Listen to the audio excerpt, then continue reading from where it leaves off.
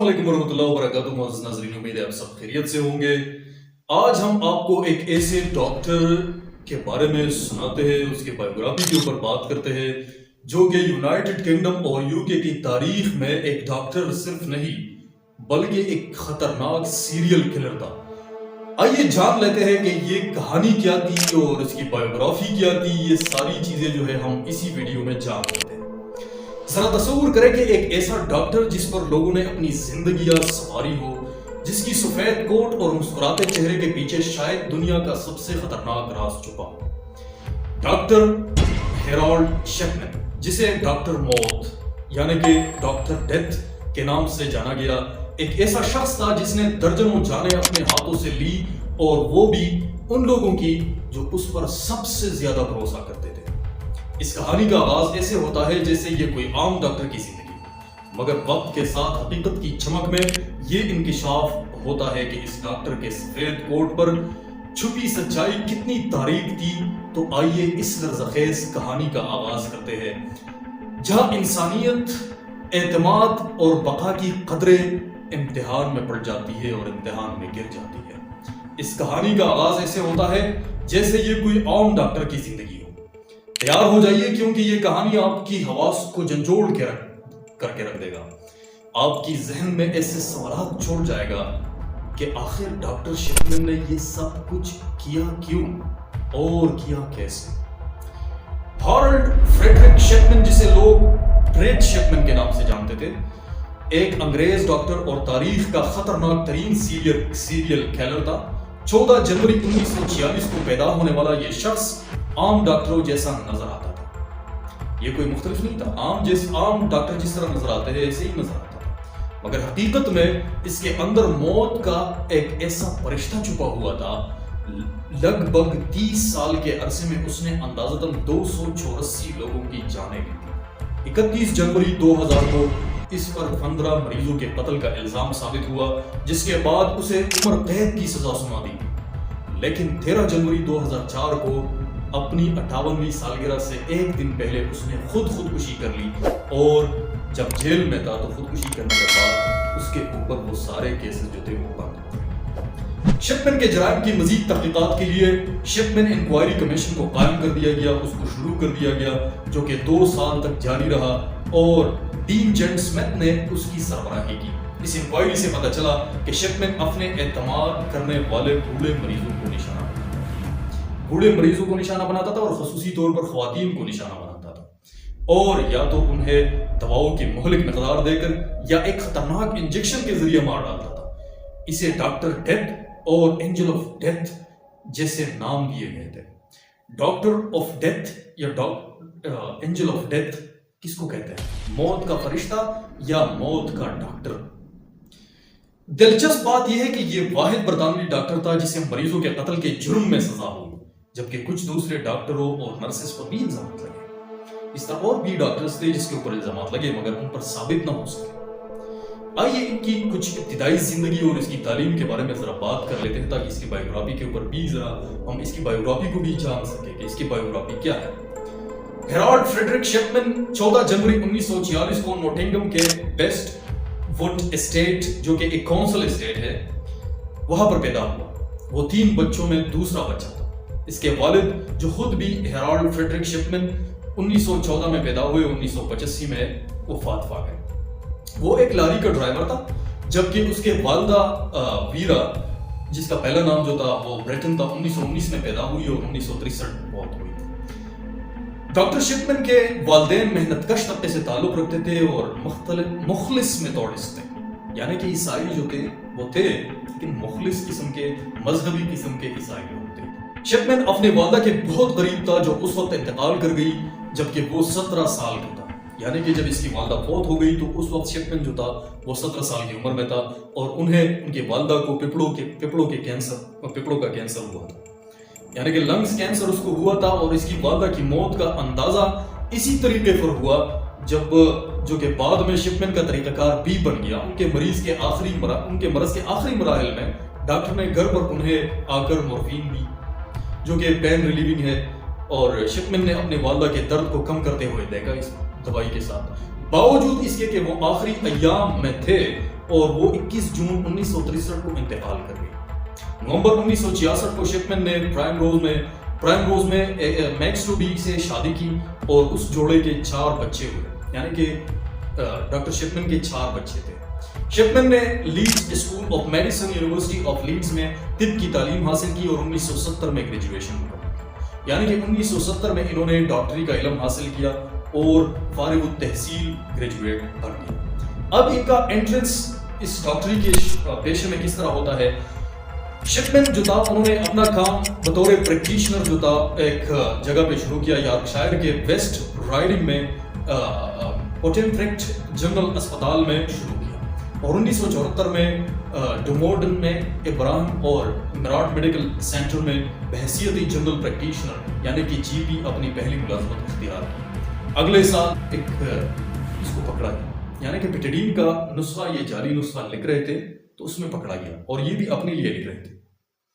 جب یہ پکڑا گیا تو اس کے اوپر جرمانہ لگا، 600 پاؤنڈ کا جرمانہ لگنے کے بعد اسے مختصر مدت کے لیے اس کے اوپر اس کو پوسٹ پون کر دیا گیا، اور ایک مختصر مدت کے لیے اس کو یارک منشیات کا ایک مرکز تھا ادھر ہاسپٹل میں داخل کرایا گیا، اور 1977 میں اس نے ہائٹ گریٹر مانچسٹر میں ڈونی بروک میڈیکل سینٹر میں بطور جنرل پریکٹیشنر کام کا آغاز کیا۔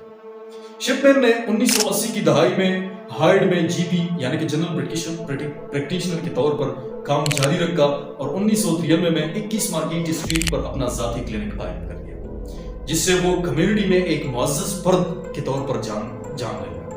لوگ اس کو بہت عزت دیتے تھے۔ وہاں پر جتنا بھی علاقہ تھا، ہائڈ کا جتنا بھی قصبہ تھا، جتنا بھی علاقہ تھا، وہاں پر یہ اتنا معزز شخص بن گیا تھا کہ کوئی بھی اس کے خلاف جو تھا کچھ سننا نہیں چاہتا تھا، چاہے وہ جو کچھ بھی کر رہا ہو۔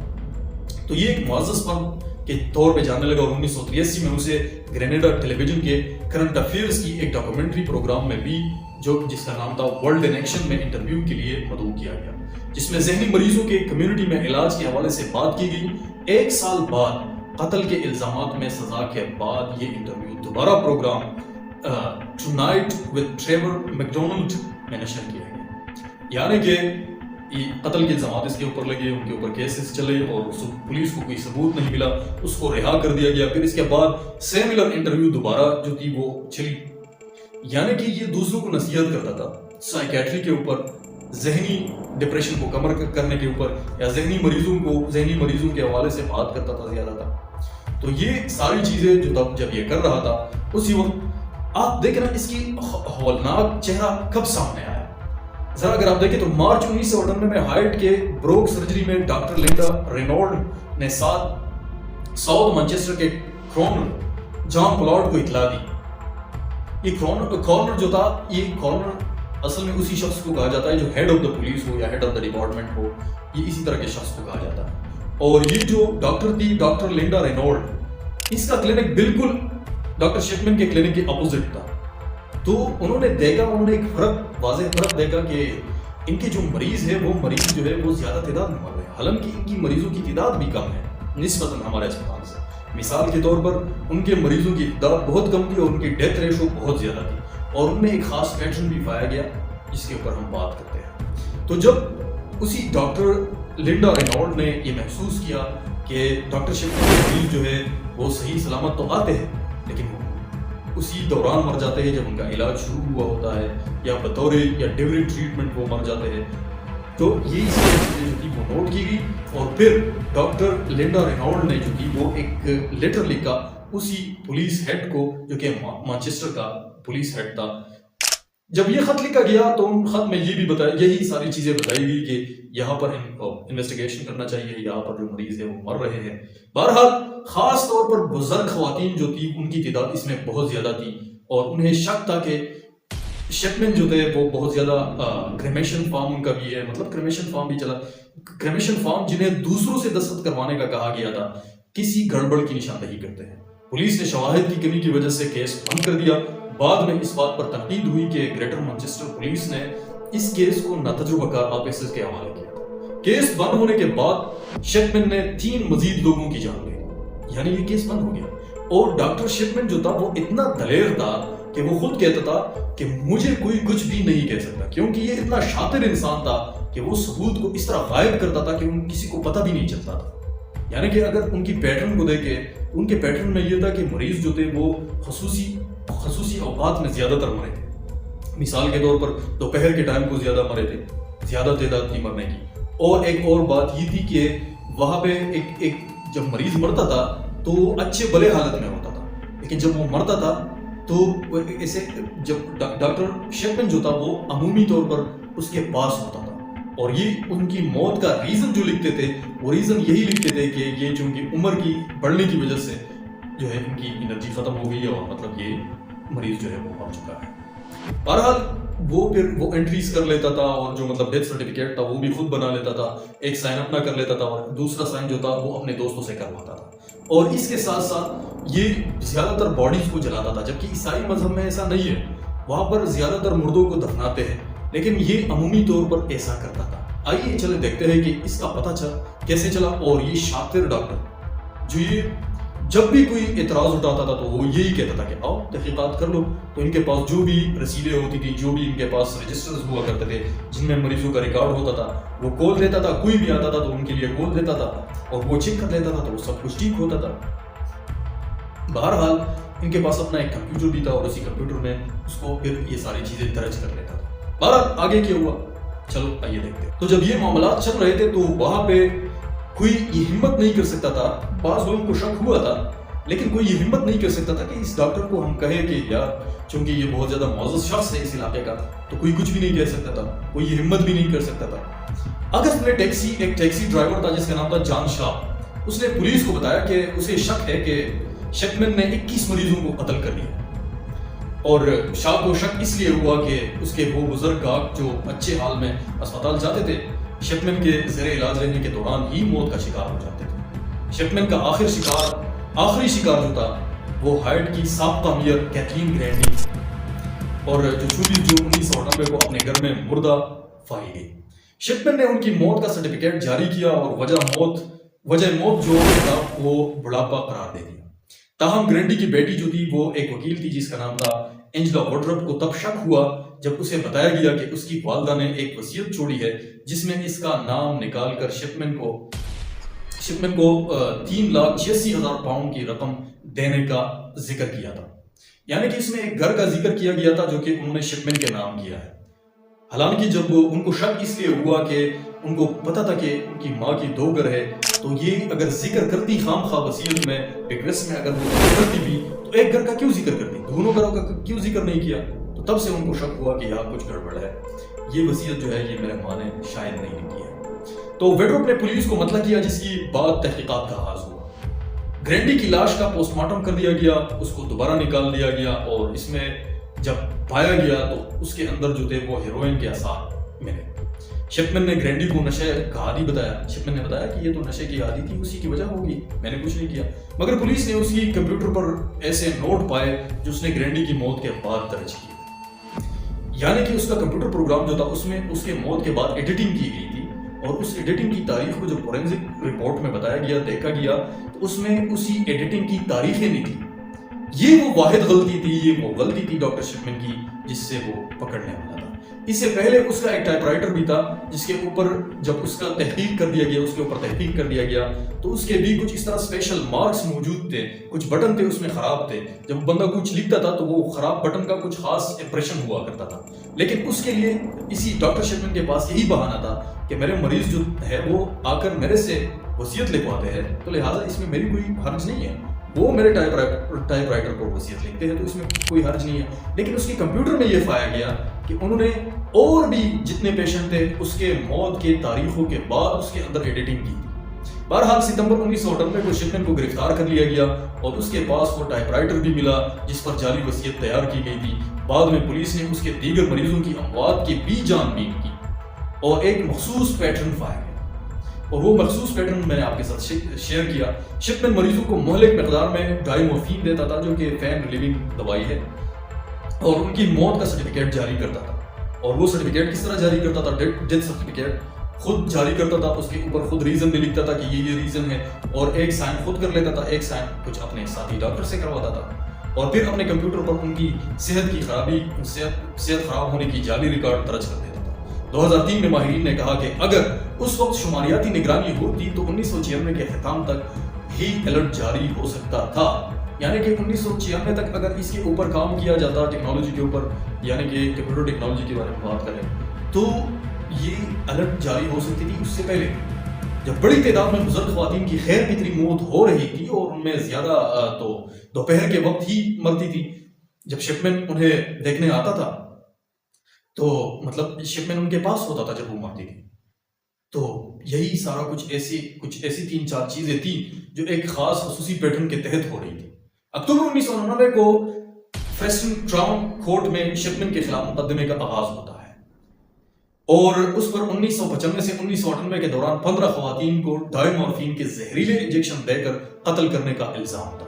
اسی الزام کا آغاز ہوتا ہے۔ ان خواتین میں شامل تھی، اس میں کچھ اہم نام شامل تھی، اس میں تھی میری ویسٹ 81 ایئرز، اور اسی طرح ایرن ٹرنر 67 ایئرز، اور اسی طرح لیزی ایڈمز 77 سال کی، جین لیزی ایڈمز 77 سال کی عمر میں تھی، اور للی 59 سال کی عمر میں تھی، ایوی لوماس 63 سال کی عمر میں تھی، میریل گومشو، میری کونن، اور اسی طرح کیتھلین ویکسٹاپ، بائیکا فوموفرٹ، نورال نینل، فامیلا ہیلری اور مورین وارڈ، اور آخری جو تھی وہ کیتھلین رینڈی جو 81 سال کی عمر میں، جو کہ میئر تھی، اور جو کہ ہائٹ کی میئر تھی اور فارمر میئر تھی۔ شپ مین کے وکلاء نے کوشش کی کہ گرینڈی کے مقدمے کو علیحدہ کیا جائے کیونکہ اس کے کیس میں جعلی وصیت بنانے کا الزام بھی شامل تھا، تاہم جیوری نے 31 جنوری 2000 کو شپ مین کو 15 قتل کے الزام اور 1 جعل سازی کے الزام میں مجرم قرار دیا۔ جسٹس فوربز نے یہ مقدمہ سنا اور جسٹس فوربز نے شپ مین کو عمر قید کی سزا سنائی اور تمام الزامات کو مشترکہ طور پر عمر قید کی ساتھ 4 سال کی اضافی سزا سنا دی۔ فروری کو سزا کے 11 دن بعد جنرل میڈیکل کونسل نے شپ مین کا میڈیکل لائسنس منسوخ کر دیا۔ برطانوی وزیر داخلہ ڈیوڈ بلینکن نے 2 سال بعد جج کے فیصلے کی تصدیق کی اور شپ مین کی سزا کو برقرار رکھا۔ اگرچہ شپ مین کے خلاف مزید مقدمات دائر کیے جا سکتے تھے، لیکن عدالت نے میڈیا میں غیر معمولی شہرت کے پیش نظر مزید مقدمات کو غیر ضروری سمجھا اور غیر ضروری قرار پایا اور انہی مقدمات کے اندر اس کو جیل بھیجا۔ شپ مین نے کبھی اپنے جرائم کا اعتراف نہیں کیا، وہ بہت ہوشیار بندہ تھا اور اپنے خلاف جو سائنسی شواہد تھے، جو کمپیوٹر کا مشاہدہ کیا گیا تھا اور جو کہ ٹائپ رائٹر کا مشاہدہ کر دیا گیا تھا، اس سارے شواہد کو مسترد کر دیا۔ اس کی بیوی فران روز نے بھی اس کے بے گناہی پر یقین رکھا، چاہے اسے سزا ہی کیوں نہ ملی۔ شپ مین برطانوی تاریخ میں واحد ڈاکٹر ہے جسے اپنے مریضوں کے قتل کا مجرم قرار دیا گیا۔ برطانوی تاریخ میں ایک اور ڈاکٹر جان بوٹکن ایڈمز جو تھا، اس پر بھی مریضوں کے قتل کا الزام لگا تھا مگر اسے بری کر دیا گیا تھا۔ تاریخ دان فامیلا کیلن کے مطابق ایڈمز کے بری ہونے کی وجہ سے برطانوی قانون میں، یعنی کہ برطانوی قانونی نظام میں کمزوریوں کو پرکھنے کی ضرورت محسوس نہیں ہوئی اور شاید شپ مین کیس نے ہی اس میں تبدیلی کا آغاز کر دیا۔ شپ مین نے 13 جنوری 2004 کو جیل میں خودکشی کر لی اور ایک دن قبل اپنی 58ویں سالگرہ کے موقع پر، اور اتنا شاطر اور اتنا چالاک تھا وہ کہ انہوں نے یہ خودکشی اپنی ریٹائرمنٹ سے کچھ دن پہلے کی، اور اس لیے اپنے ریٹائرمنٹ سے کچھ دن پہلے کی تاکہ ان کی بیوی کو ان کا جو پینشن ہے وہ مل سکے۔ اس کی موت کے بعد متاثرین کے خاندانوں کو مایوسی تو ہوئی کیونکہ وہ کبھی اس کے جرائم کا اعتراف سن نہیں پائے گی، مطلب اب کیا کرے گی وہ۔ قومی اخبارات میں اس پر مختلف رد عمل آیا۔ ڈیلی مرر نے لکھا کہ اسے بزدل لکھا اور شپ قاتل قرار دیا، اور اسی طرح جبکہ دوسرے دی سن نے خوشی کا اظہار کرتے ہوئے ان کی سرخی لگائی اور کہا کہ شپ ہرے، اور یہ سارے الفاظ مختلف اخبارات نے، مختلف نیوز پیپر نے، مختلف آرٹیکلز میں اس کو مختلف نام سے نوازا، لیکن یہ 3 نام اس کے ساتھ بہت زیادہ جڑے رہے، اور وہ تھا ڈیتھ اینجل، ڈاکٹر ڈیتھ اور فریڈ شپ مین۔ خودکشی کی وجوہات واضح نہیں ہو سکی مگر کہا جاتا ہے کہ شپ مین نے اپنی اہلیہ کی مالی فائدے کے لیے یہ قدم اٹھایا کیونکہ اس کے مرنے سے اسے مکمل پینشن مل سکتی تھی، جیسے کہ میں نے آپ کو بتایا۔ 2005 میں ایک تحقیق میں یہ بھی سامنے آیا کہ شپ مین کی موت کو روکنا ممکن نہ تھا مگر جیل کی حفاظتی اقدامات کا جائزہ ضرور لینا چاہیے تھا۔ اس کو خود کو اگر کوئی بندہ مار سکے تو وہ تو اسی وقت ممکن نہیں تھا، لیکن جیل کے اندر جتنی بھی کمزوری ہے اس کا جائزہ لینا ضروری تھا۔ بعد میں تحقیقات سے انکشاف ہوا کہ 1975 سے 1998 تک शिपमैन ने कम अज कम 218 मरीजों को हलाक किया। इसी अरसे 1975 से 1998 तक 2005 में हाइड पार्क में मुतासिरीन की याद में एक गार्डन को कायम कर दिया गया और उसी गार्डन को नाम दिया गया the garden of tranquillity. Shipman की जिंदगी और जराइम की दास्तान एक संगीन सवाल छोड़ती है। क्या कोई शख्स इतना बेहिस और संदिल हो सकता है, खसूसी तौर पर एक डॉक्टर के अपनी ही मरीजों की जाने लेता रहे? क्या उसकी मौत के साथ ये हकीकत हमेशा के लिए दफन हो गई? अब किसी को पता नहीं चलेगा, और या हम कभी ये जान पाएंगे कि वो सब कुछ क्यों कर रहा था? आपका क्या ख्याल है इस हवाले से? क्या शिपमैन के पीछे महज एक बीमार जहन था या कुछ और भी इसके खिलाफ मुहर्रिकात हो सकते हैं? और अपनी राय हमारे साथ जरूर शेयर करें। इस चैनल को सब्सक्राइब करें, लाइक करें, शेयर करें और हमें बताते चलें कि इस वीडियो में कौन कौन सी खामियां हैं, ताकि हम आने वाले वक्तों में इसके लिए उसको बेहतर कर सकें। Thank you so much for watching this video.